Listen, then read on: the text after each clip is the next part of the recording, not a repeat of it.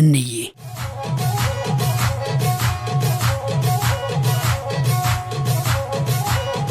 እግዚአብሔር ነፍሱን ይማረውና ስሜን ያወጣልኝ በጣም የሚወደኝ አባቴ ነው። እንዬ ማለት እናቴ ማለት ነው ትላለች እንዬ ታከለ የእስክስታዋ እመቤት። እንዬ ታከለ ለእናቷ የመጀመሪያ ለአባቷ ሶስተኛ ልጅ ነች። ከቤተሰቦቿ በዚህ ሙያ የተሰማራችውም እሷ ብቻ ናት። አባቷ ሙያዋን ያኔ ገና ከመነሻው አይወዱትም ነበር። የእሳቸው ፍላጎት ነርስ እንድትሆንላቸው ስለነበር አዝማሪነት በዘራችንም የለ እያሉ ወደ ኪነት ዓለም እንዳትገባ ይቆጣጠሯት ነበር።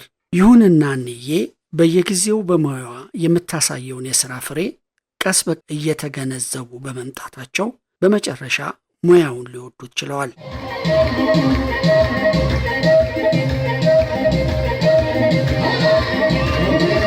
ከበሮ በሰማሁበት ቦታ አልቀርም ነበር ስትል ነበረ ለማስታወሻ ጋዜጣ ግንቦት 19 ቀን 1987 ዓ.ም ቃለ ምልልስ የሰጠችው።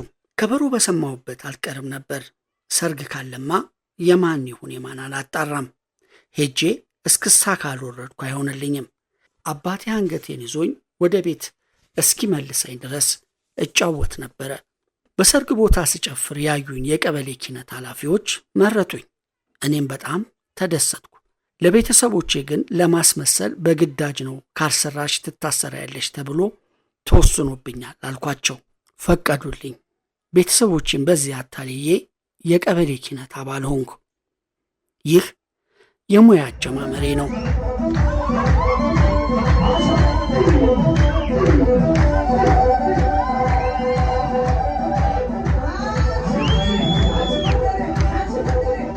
እንዬ ታከለ በ1978 ዓ.ም ለኮሪያ ጉዞ ከፋሲለደስ 9 ልጅ ሲመረጥ አንዷ ሆና አዲስ አበባ ከመጣች በኋላ በሙያዋ ያተረፈችው ዝናና ያገኘችው አድናቆት እጅግ ገናና ነበር።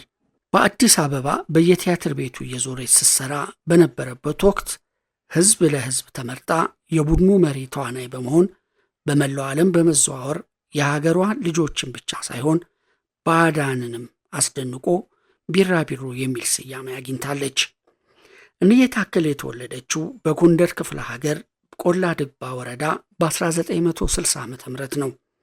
ሰው አክባሪ፣ ሰላምተኛ፣ ተጫዋችና ረጋ ያለች አርቆ ሐሳቢ ነች ይሏታል።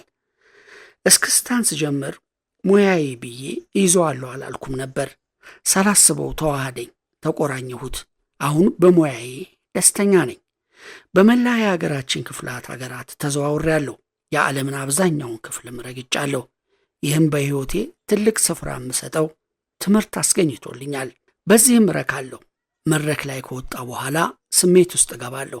በእውነቱ ለመናገር ምን እንደማደርግ አላግም።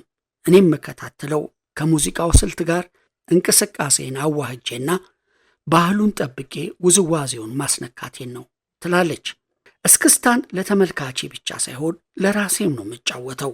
አንድ ሳምንት ከዚህ ሙያ ብለይ የሚያመኝ ወይም የማብድ ይመስለኝ ነበር። እስክስታ ሕይወቴ ነው የምትለው እንዬ በመድረክ ተመልካች የሚሰጠው ድጋፍ እጅግ በጣም የሚያበረታታ ነበር። ሕዝብ ስራን ሲወድልህ ደስታው እጥፍ ድርብ ነው። ከሁሉም በላይ ደስታ የሚሰጠኝ ተመልካች በማቀርበው ጭፈራዎች ረክቶ ተደስቶ ሲሄድ ነው። ስለዚህም ለተመልካች ስሜት ምንጊዜም ቢሆን እጨነቃለሁ ትላለች።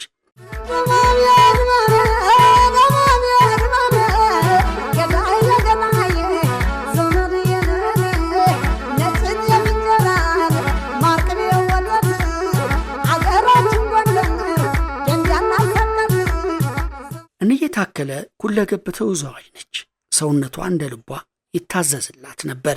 እስክስታ ስትጫወት በሰውነቷ አጥንት የፈጠረባት አትመስልም ነበር። የመድረክ ፈገግታና ጨዋቷ አንጀት ጠብ የሚል ነው። ዛሬም ቢሆን እስክስታ ስትጫወት የወጣትነት ዕድሜዋን ያህል ባይሆንም የሰው ቀልብ ትገዛለች። በተለይ የብሔረሰብ ጨዋታዎች ስትጫወት አስመስላ ሳይሆን ሆና ነው።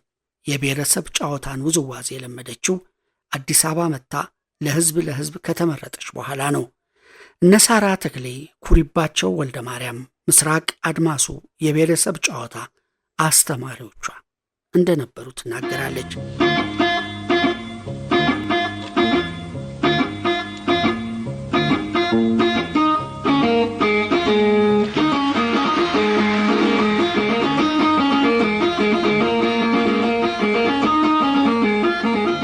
ፋሲለደስን ለማቋቋም እነ ይርጋ ዱባለ፣ ወርቁ ይማም፣ ቆላ ድባ መጥተው ፈተኑን። እኔና አበበ በለው አለፍንና ጎንደር ፋሲለደስ ገባን። እኛ ከመግባታችን በፊት የኪነቱ አባላት 1 ወር ልምምድ አድርገው ነበር። በድንጋጤ የሚሆን አላውቅም፣ እንደ ሌሎቹ እስክስታ ልወርድ አልቻልኩም። ስለዚህ ችሎታ የለሽም አትችይም ተባልኩ። ኮሚቴውም እንድባረር ወሰነብኝ።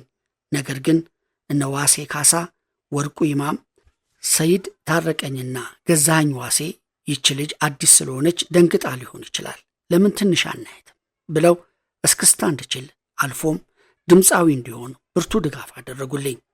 ለሕዝብ ልልና የሚለውን ዘፈንም ለመጀመሪያ ጊዜ ዘፈንኩ ትላለች እንዬ ታከለ።